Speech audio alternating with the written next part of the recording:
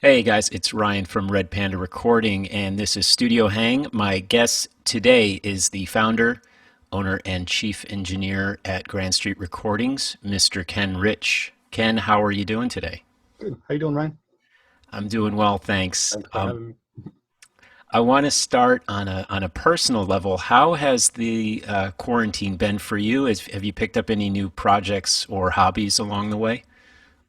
Yes, it's enabled a couple things. I've when I was a kid, I was a tuba player, and I really neglected that for the last 30 some odd years. And this has given me the opportunity to do some practicing on that, which it's been a real joy for me. And that brings me really back to my roots. And now my partner and I do like every night at 7 o'clock, we're doing a duet of spirituals and things like that in appreciation of the first responders. Yeah, well, that's great. Well, I guess I was going to ask how the neighbors were taking to the tuba practicing, but it sounds like you're Yeah, doing. well, I'm down in the studio, so that and it's really soundproofed, so that works out just fine. Yeah. And we should talk about your space in your building because I would say you have a pretty unique setup there. Yeah, yeah. So the studio is it's maybe 1,500 square feet or so, and it's in the basement of a building that Andrew, Sherman, and I bought in 2004. We dug the basement out 2 feet, so we had a decent ceiling height, and yeah, so I have the best commute in the world. Yeah. And I have a family, and it's nice for my kids to know where I am, and what's going on, and they have a little bit of a sense of my job is not a big mystery to them. Right. And when you found the building, were you looking like looking for a studio space first and a living space second, or how did that work? Um, well, I was just, I'd always had home studios, and they had been getting, more and more developed, where I had a desk and stuff like that. And then I fell in love with my wife, and I had a good size in the last place I had before here. I had a good sized vocal booth or ISO room that was, intended as a walk-in closet, but to access it, you'd have to go through the bedroom. And so, she was working 9 to 5 and would want to go to bed at 10. And I was just kind of getting my day going sometimes. And it just couldn't work. And I wasn't going to sacrifice our relationship. And so there was a real urgency to find a space where I could work. And then Andrew expressed an interest in that also. And I guess, I was so accustomed to a live work situation that, this just this building seemed like a real good fit for that. So, Yeah. yeah. And as far as at that point, 2004, right? You Mhm. started the build out of what Yeah. is now Grand Street. I'm always curious about that jumping off point when where were you in your life and in your career when you made the jump into, okay, now I want to open a studio, be open to the public, etc. Well, I mean, this Grand Street was really intended as a continuation of what I had been doing. It wasn't, I didn't think of having a staff and it being a public facility per se. It was really conceived as a space for me to continue writing and producing. And that's sort of what I had always done. I'd done, a fair amount of commercial work. and also was producing records. And at that time, I just finished producing with Andrew Joseph Arthur's record, Our Shadows Will Remain, which, got some accolades and stuff. And it was just, there was a lot of production and arranging activity at the time. So I guess that's sort of where the career was. Like, I knew this was what I was doing, and I was going to be busy doing it, and could handle a larger space. Yeah. So as the studio developed into being more of a business, Yeah. so were you catching up on being a business owner sort of on the fly? Yes, totally. I mean, it was like the LLC of Grand Street didn't really start until years after that, and it was really you know the studio had just gotten very busy here, and then we had a kid, and then two little kids, and it was just impossible. I just needed help. I couldn't manage everything, and that's when I started bringing in interns, and then assistants, and then staff employees. It just sort of came out of necessity. Sure. And how were you able to keep a consistent vision and standard for the place when you started bringing in outside engineers and interns? Uh, a lot of the people that I brought in were very new in their careers, and I've been just very lucky. I think I maybe have a good sense of character or aspirations or something, but I felt like I had a pretty strong ethic and a strong aesthetic, and I could impart that onto them in sort of a system and a way of working, and so it was nice for me to be able to shape people into that a little bit, and then watch them grow beyond that in various ways, and bring their own thing to the table, certainly. But at least starting with that, some of those principles at the beginning was really helpful. And I'm still around. I come down and check in, and if there's a mic that's not being used properly or something like that, I might make a comment about it or something. But Yeah. yeah. And so I want to put in a present context, just kind of where we are right now. So I think we've just reached the 3 month mark of our New York pause, closures and quarantines. So studios, we're in phase three, which means we're going to be the last to open. Mhm. And unfortunately, should things, we have spikes in cases, Yeah. we'll also be the first to close again. Yeah. So, what are some things in these last few months that you've done to adapt the studio to this new climate? Um, I've been in touch. I guess at the very, very beginning of this, we reached out to clients and just realized that 3 months of bookings were all of a sudden gone, and like the staff couldn't be in the space, and so we reached out to our clients and just said, for the next month, like, we want to facilitate whatever it is that that you're writing, that is of the moment, that is important. You know, I feel like as a lifelong musician, in when crises like this happens, like the thing that I know to do is to lean into music. So I started practicing a ton, started writing, was connecting with friends remotely and just doing stuff. And then um, as things have progressed, now we've started using some new tools for working remotely to try and bring people into the studio as much as possible. So we'll do like live mixing sessions where I can send them a link, and then they get a feed, a direct feed from the whole studio here of what's happening. They can hear me reamping the guitars as that's happening. They can hear anything that's going on, a bass line that I'm putting on, or programming something, or different reverb tails and all that sort of stuff. So that's been really nice, and it's particularly for mixing. I found that some clients are actually preferring it. They're listening in a system that they know, they're comfortable, they don't have to commute in, and it's been pretty elegant as far as that goes.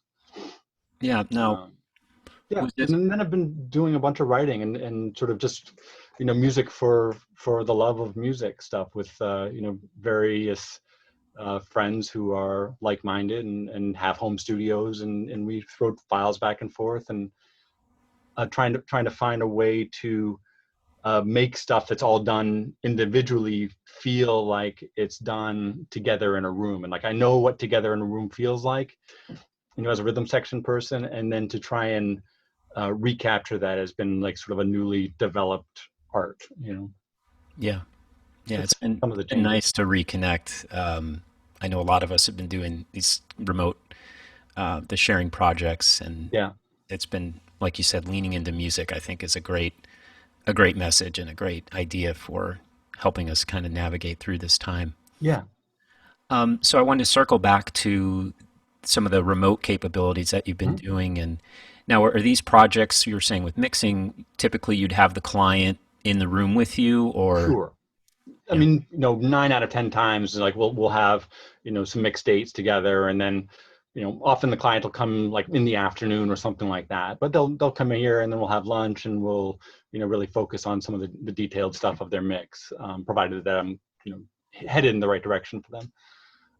And in this case, it's sort of similar. Like I'll work for a couple hours on a mix, and then once it starts to get like, you know, I'm feeling pretty comfortable with it, I'll send them a link. I've been using audio movers, um, and which is, it's been really good, because they don't need to subscribe to it. They just get a link, and they click on it, and then they can listen on their phone, they can listen on their on their headphones, on their computer, wherever they are. It's very elegant that way. And I can adjust, based on their internet speed. I can adjust the resolution of the feed to adjust that. So if I send it out high res, and they're getting glitches and stuff like that, then I say, okay, well, we'll send it, MP3 quality, and then, generally that seems to stream just fine. yeah. And you said in both in the in-person situation and in this remote, you like to work the mix up to a certain point before you bring the Yeah, client on board. yeah. I think, uh, for a couple of reasons. One, a lot of the early work is sort of technical types of stuff. I'm checking for phase of track. If the tracks were recorded elsewhere, I'm looking into phase issues, and EQ balance between different instruments. If there's a few instruments that are sort of having a similar frequencies build up, I want to be able to address that. And it's not really a pretty or glorious process sometimes, really isolating frequencies and that sort of thing. And then, I suppose if someone wants to learn about that stuff, it's fine for them to be here. But, I find most times clients start like looking at their watch and getting bored. And then the other benefit of having people come in later in the process is that they're fresh, and I've been, hammering away for a few hours, and, I try and stay fresh, but it's nice to get a fresh perspective on stuff. So, Yeah. that's just generally has worked best. And if we take a look at your bio and also the Grand Street, the roster of people that have been through there, it's a really diverse Mhm. range of styles and influences. And you also have a really great selection of outboard gear. So, do you have sort of go-to things, or when you're in those early stages, you're thinking like, how do I want to treat these drums? How do I want to treat these guitars? Or do you have sort of different templates that you use as starting points? Uh, you know, Somewhat. There's some templates, you know, but not always. Like if it's a full record, and it was recorded in the same environment, like I'll really uh, develop in a way from the first mix. I'll find a song that sort of represents the record as a whole, and really put a lot of energy into that, and really try, different compressors on the kick drum, and things like that, and treatments that seem to work for that band and that recording situation. And then once I figured that out for that first song, then the subsequent songs move faster. I mean, the speed ends up being, cut in about half for each subsequent mix. Yeah. But I have things that I like on certain stuff. I have a 33609 that I'm sort of addicted to on the mix bus. It is just gives me a body that I don't get with any other bus compressors, and but sometimes if the if the recording comes off of tape, if the recording was done on tape, maybe it doesn't need more body. And so then a more transparent mixer, like we have the Dangerous compressor. That's real to me, transparent bus compressor, Mm-hmm. and that can work better for something like that. So I So guess it does vary a bit. yeah, and then I have some Berkowski. I have a handful of presets on the Berkowski reverb that I really like, and that'll I'll then go to the preset that I like, and it's like, okay, this works really well on drums, and then tweak it, for the song, or choose a different one if it's not working, if it's not doing the thing. yeah. In terms of recall, do you print stems through the outboard for recall purposes, or are you setting up the analog recalls Uh, for? you know, it sort of depends on where the project is going and sort of what we anticipate as far as recalls go, and so that really changes. Like some projects just need a lot of stems because the artist wants to have them for archival purposes, and or that sort of thing. But for me to recall stuff in an analog way is it's a 5-minute process. I'll take in the comment section of Pro Tools, I'll just write, well, I have a, like all the outputs are labeled. So it'll say like, okay, this is going to the LA2A. So then when I open up the session, I can see again, oh, the bass guitar is going into the LA2A. And then I just write in the comment sections what the, if it's limit or compress, if it's what the gain reduction is, and what the reduction is and what the gain is, and that sort of thing. Yeah. So I guess you well maintain your outboard gear to make sure that your recalls can be pretty accurate. Yeah. Yes, as much as possible. I mean, it does change. Like we've changed tubes on the tube tech and on the LA2A, and it actually changed the op amp of the LA2A at one point, and that changes things. But it doesn't happen all that often. Like generally speaking, stuff is real consistent and stable. And then if something like that is different, you adjust accordingly. And the AB, whenever we're doing a recall, always AB for a while, the original mix with where we are now, and just make sure that it's awfully close. Yeah. And do you guys offer mastering as well if your clients ask for it? Yes, I've sort of put it out there as really good bang for the buck mastering. I don't pretend to be a mastering engineer. I'm not the Calbys and the Kevorkians and the Chris Athens. I have a lot of admiration for what those guys do. And Marilyn Mancini is a new mastering engineer I've started working with a little bit, and in LA, and just amazing, does amazing work. So this isn't a mastering room, but we can get stuff 90% there for people, and a lot of times that's it's worth maybe that last 10% for the budgetary considerations. Mm-hmm. So I want to go back to the changes that we've been exploring in this time that we're going through, and I think now we've had enough distance, or we've spent enough time in this mindset that now, instead of just the immediate sense, we're maybe starting to play things out a little bit more into the future. What are your ideas, or do you imagine sort of the post-COVID studio will be like? I mean, the post-COVID is going to be. I think there's going to be a lot more. There's already been a lot of home recording, but I think that's going to continue to increase. I think it should. I think that artists, there are many artists that do their best work there, but I don't think that, I think people post-COVID are still going to understand the value of having people in a room together, and are going to, and then also, I've gotten the feedback from a number of friends that they are like, wow, I really appreciate what it is that you do now that I'm at home trying to record my own drums, and like, you know, can't, you know, for the life of me get something close to what, you know, you're able to do so effortlessly. And that's been real nice feedback. But that, you know, while that's coming in, I'm also working really hard with, you know, particularly drummers in their own rooms, trying to, you know, get them to understand some of the principles and mic placements. I make recommendations. They'll print the drums that they've recorded at home, and then we'll talk about each microphone and what is contributing and is that necessary. And so, you know, I'm a supporter of that. I don't see it as a thing that we're not in competition with home studios. Right. And They can exist simultaneously, and I think they should, yeah, and I think, and they will.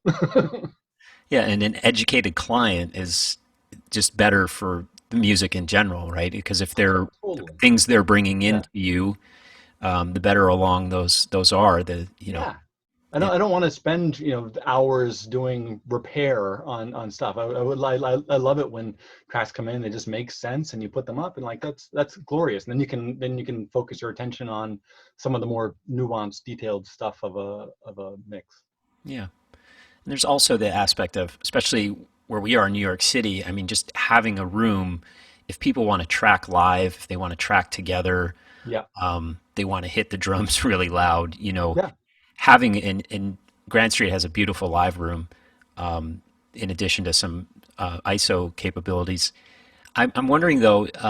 I've seen a lot of studios. It seems I see them in videos. Hmm. Have you gotten a lot of interest lately, in before the COVID situation, but in terms of people doing video shoots or sort of almost like concert video type? Yeah. There's been a fair amount of that. You know, people. You know, I think our live room is really vibey. So it has, you know, we've done a lot of video stuff here. It's not I've thought about it, you know, as, you know, potentially becoming a service that we provide. Um, but I've found a lot of times people are very happy to bring in their own DP, or, you know, their own friends using a camera or whatever it is, um, and shooting that way. You know, I think that that's fun and cool, and you know, I think now, you know, more and more with people getting, you know, I think fans getting a little bit jaded about studio trickery and that sort of stuff. I think people really want to hear live performance and that chemistry that brings. Um, so, yeah, I'm all for that. And in terms of artists and bands moving forward, Hmm. when we get to a place where they can come back to studios and facilities like yours, is there anything you think that they should be adapting to now, in addition to recording more on their own, but just ways they could maybe tweak their process or change things, just to make things better moving forward? Uh, I don't know. You know, it really depends on the artist. You know, I'm a big fan of pre-production work. You know, in most cases, you know, I think that ensembles, when they come in and they're well rehearsed, you know, often end up with better recordings. It saves them money. You know, they spend less time tinkering around with parts and tempos and keys and things like that. And does that sort of answer the Yeah. question? No, I think it's a good point. So maybe in the future, like something like pre-production, that would be something that you could offer over video where, if they're going to spend the money to come in the studio, Yeah. really kind of utilize it for the things they really need. And Hmm. as we're integrating these other technologies, maybe some of the other pre-production or some of the early Yeah, craft. and now people do often send MP3s of their band in the practice room or that sort of thing and just to get a conversation going, and that's cool. One thing that I think we're going to start doing more of is using Team Viewer. You guys use that? It's where you know, and then installing. You know, we have friends that are using Logic and GarageBand, or, you know, Ableton, and, you know, generally, you know, most professional facilities are using Pro Tools, and so if we may, for people that we regularly collaborate with, is it's having them install Pro Tools on their system, and they don't have to learn it. Like then with TeamViewer, then we can sort of take over their computer and handle the punch-ins. We can have talkbacks back and forth, and so in a way, it's better for them because they're just playing, and and we can say, oh, maybe bring the preamp up or down, or change the EQ a little bit on this, but we have a real immediate interaction, and it's as if they were in the studio a bit. And that's I think that we've been Jake and I have been experimenting with that, with between he and I working remotely in that way, where we have two-way communication and one of us is controlling the other's computer. So it seems like that is going to be something that we do in the future. Okay. And you have, But it'll be sending like for example, we're doing this TV show that starts in August, and I think what that would entail is then sending the Pro Tools session of the sketches or something to somebody. They may not know Pro Tools, but then they grant us access to their computer, and then we're doing the punch-ins and all that sort of stuff there, and can hear it as it's basically happening live, and can instruct parts and inform different things like that. It's weird, but I think that that's going to be how a lot of this works. and the scoring work, how did you first get into that? Uh, sort of by accident. Like it started in the early '90s. I was a bass player. I came to New York really as a bass player, and was in. It just ended up doing commercials a lot. I had a friend from college who had a jingle house, and then from that, it just sort of sprung into quite a number of jingle houses. So I had a real sense of what that process was for scoring commercials, and then as I did more of it, I ended up at certain places where they would just say, we need something that sounds like Dick Dale, and maybe at the time wasn't really cool for them to do that, but we would basically just be writing it, and they would say great, and then they'd take the publishing and that sort of stuff. That was sort of the Wild West at the time. But I was 22 years old and happy to be there, and duly employed. And then that led into, there was a guy who's now a good friend, and we're collaborating with still, or again I should say, who was at NBA Entertainment, and he came to a gig that I was at, and just after, and he'd been coming regularly to these weekly gigs, and then he asked me if I ever compose and score, and I said sure.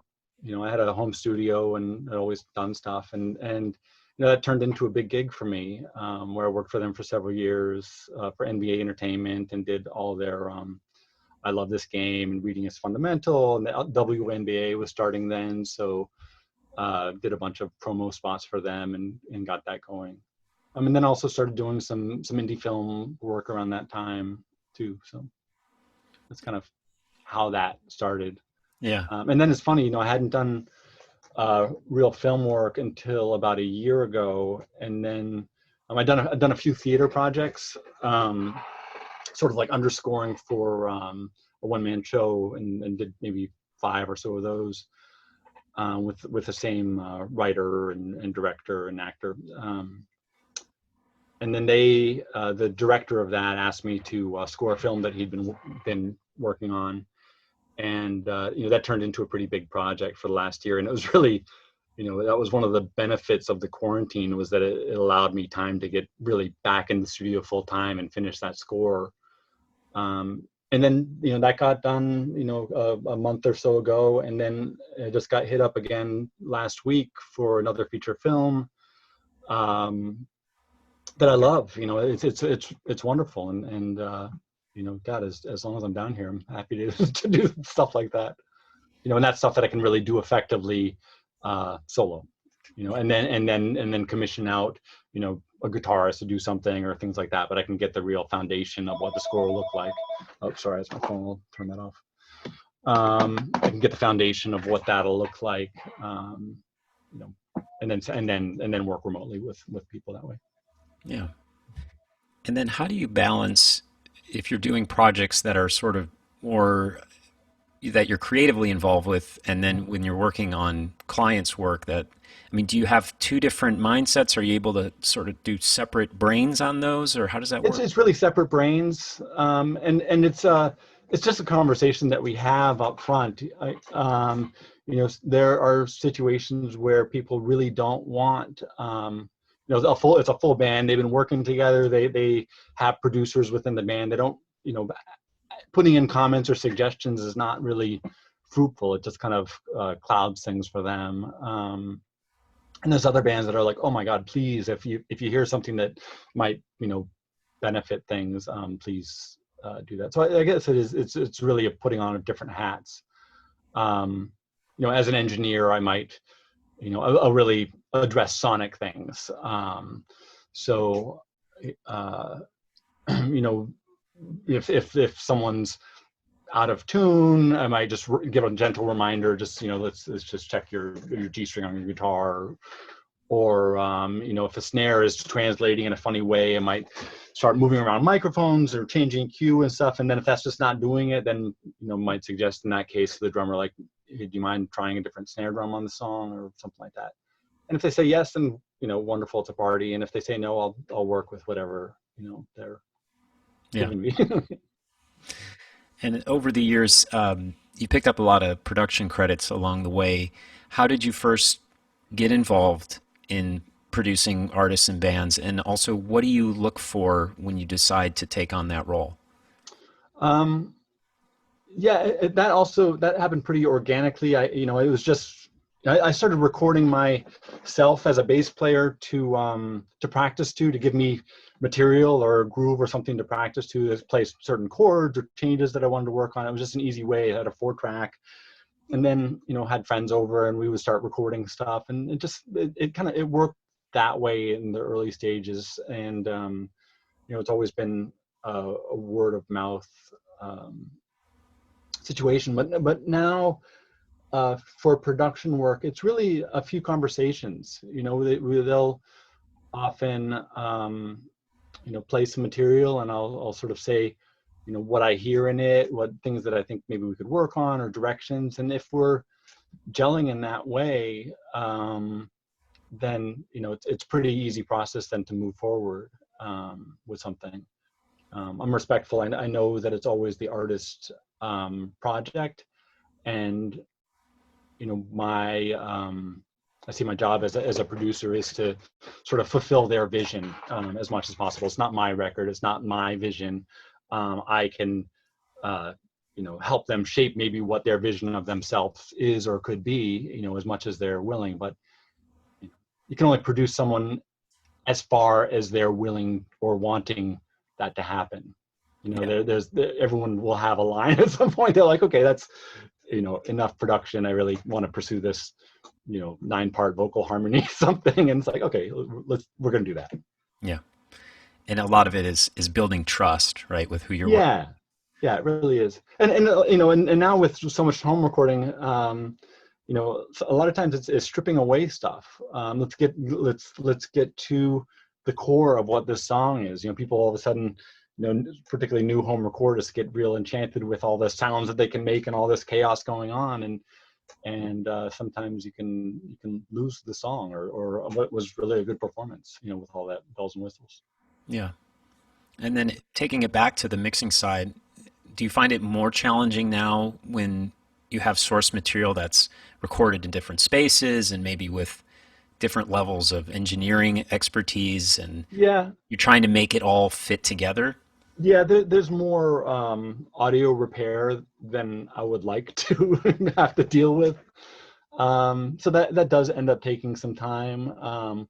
But then you also, end up with some really, on the downside, on the positive side, you get up some real interesting stuff. They're like, oh, maybe I wouldn't have thought of recording the guitars in that way, but God, that's like amazing. Or, and then if we're really having a conversation, I'm working on a record now with a very good friend, and I recommended a microphone for him for his singing that like he got. Then we cut all of his vocals remotely, and then talked about he'd been using some guitar plugins, and then sort of took a look at his guitar recording chain, and said, maybe we can, get into the amplifiers here a little bit. And, we had amplifiers there. And so, um, and then we recorded all the guitars for this record. He'd already done a lot of the recording, and then we went back, had the conversation, and then was able to improve things sonically, even remotely. Yeah. And what kind of feedback are you getting in the, I assume you've completed some projects now under Yeah. quarantine, and feedback from your clients in terms of, hey, this was great doing this, or, I can't wait to do this in the studio. This was kind of hard. Like, where's that falling? It hasn't been like, everyone knows this is hard, I guess. So it hasn't been, just in terms of life, everyone has different degrees of fears and struggles. But I think generally people are really appreciative to have at least some sort of human contact, and I think people are appreciating. They're struggling with their own music a lot of times at home for a while, and then are so glad to like have someone else's perspective and expertise, to be able to really bring that home. Like, oh my God, thank you. It's like, now I can hear the guitars, I can hear, my voice and the details and things like that. So, Yeah. generally, I think people have been pretty okay with that. But there's, of course, there's certainly a longing to, be in a room together and that sort of thing. Yeah.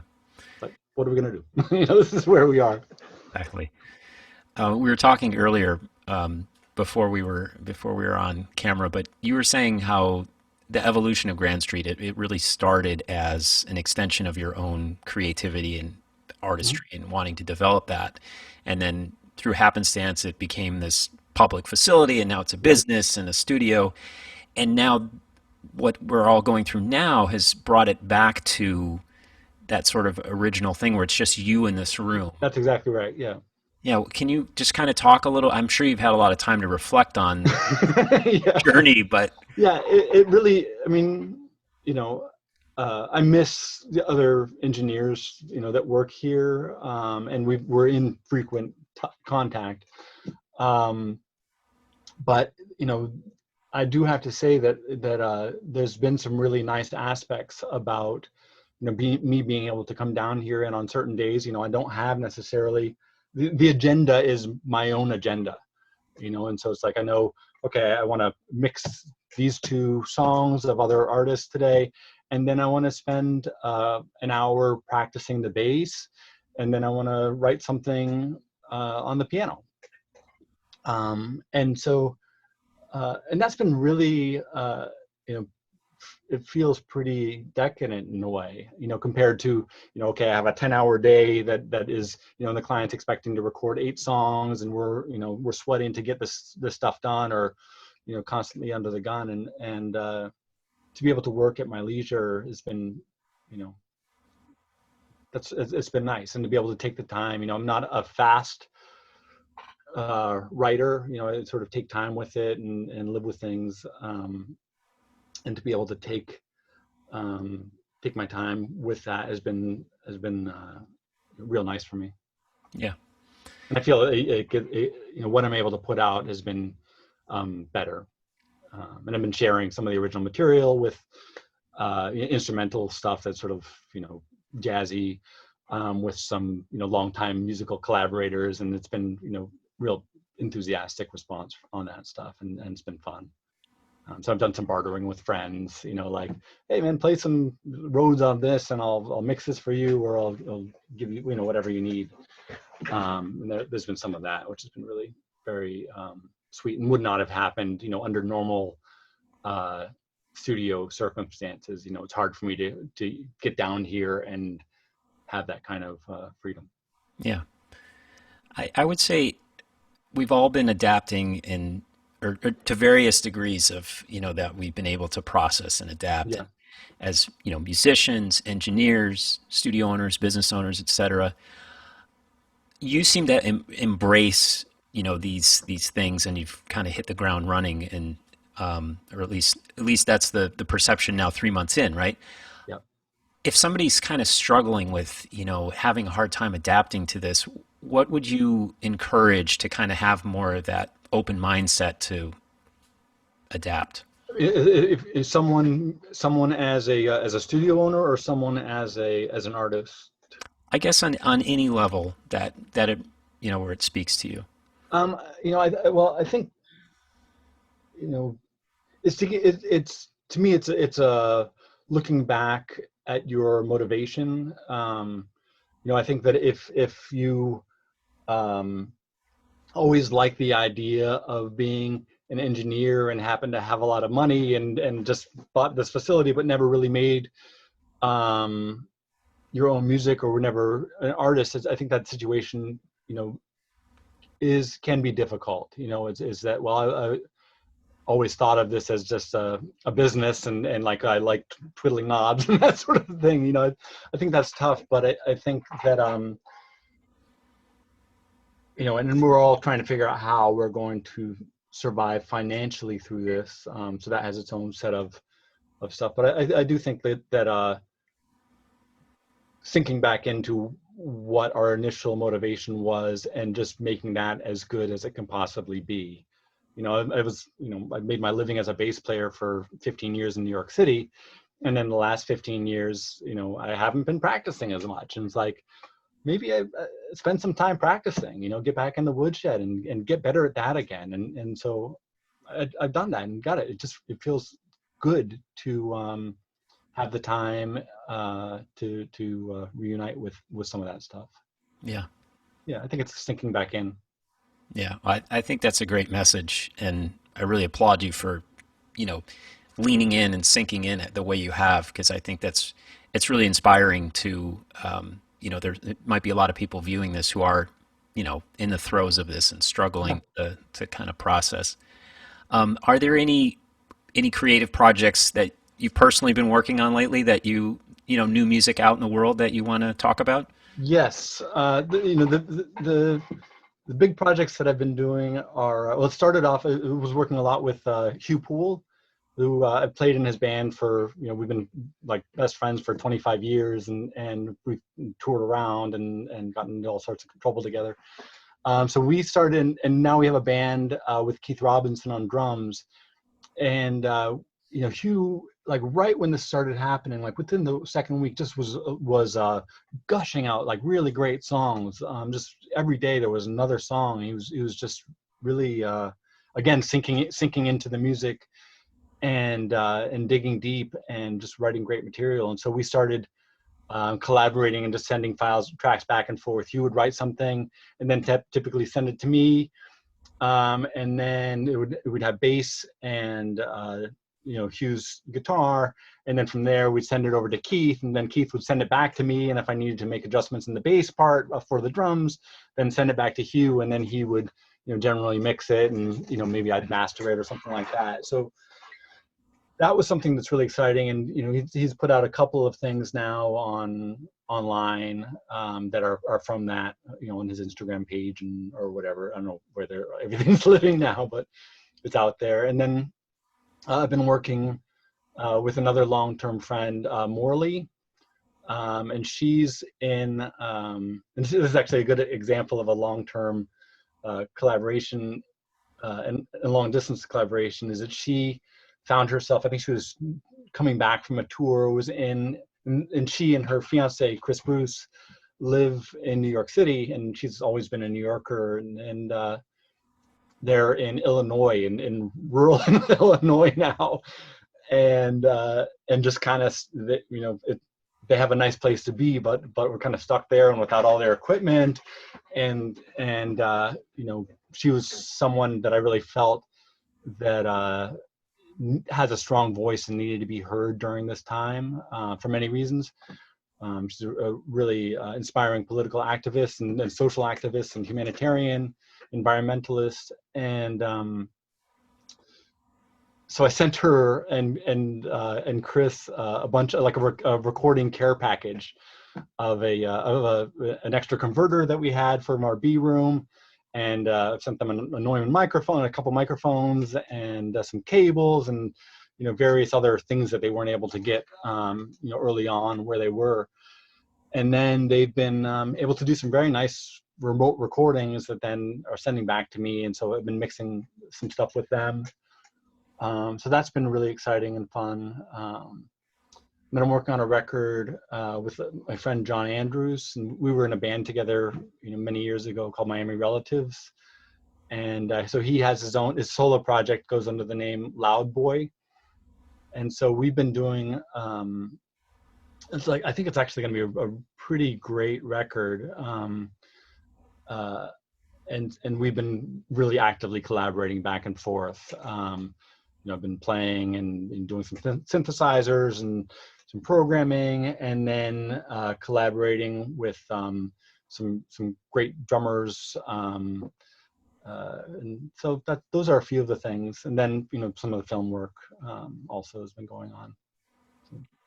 Yeah, and we'll put links below in the description section to all those projects. Yeah, and Greg Tannen, he's another person, another artist I've been working with quite a lot, and again writing like amazing stuff. Yeah, so we should send some links for that. Yeah, great. Yeah. And if people want to start the process or find out more about working with you or working at Grand Street, where should they go and how should they start the process? Usually, we have a good place to just poke around is our website, which is grandstreetrecording.com. And it's pretty, you can go pretty deep there. There's a Spotify playlist from the website. They can listen to. There's a lot of videos that were recorded at the studio if they want to sort of see artists in the space and what that's like. And then there's you get a real a feel for things. And then after that, there's a sort of an online form that you can fill out and then tell us about the project and what you're looking for. And then, after a little bit of back and forth, usually we'll get on the phone and just talk more in detail or do a FaceTime or something like that and talk about, what their vision for the project is and see if it's a good fit. Great. Yeah. And you would walk them through to if they wanted to do remote work with you right now, you would walk them through that process. Totally. Yeah. I mean, and I think that's one of the things that will be a new service that we'll provide, is that any artists that we're working with, will also offer engineering support and tech support, and and even so far as then taking over their computer remotely. We can handle the punch-ins and do all that stuff and the playlist and the editing and all those sorts of things while it's still on their computer. We can work in that way. So the technology is there for that. Great. Yeah. And I assume that gives the client some more flexible options in terms of, if obviously budgets are a concern right now for everybody, they have more flexibility in that. Totally. Yeah. I mean, we're really trying to be mindful of musicians' needs at this time, and and in general, even before this, the music industry wasn't exactly blossoming, and artists, it's sort of a daily conversation of artists not necessarily knowing where they're going to make their money. Sure. Well, Ken, this has been great. I really appreciate you sharing with us and sharing more about Grand Street. You have any final thoughts to folks watching at home or wherever they are? Just sink in. Do your best work. All right. I think that's a beautiful sentiment to leave it on. Well, thank you for having me, Ryan. Really it's been great, Ken. Okay, so guys, there it is. Ken Rich, Grand Street Recordings. Please check out their website to find out more. And in the meantime, everybody stay safe, and we'll see you all next time. Take care.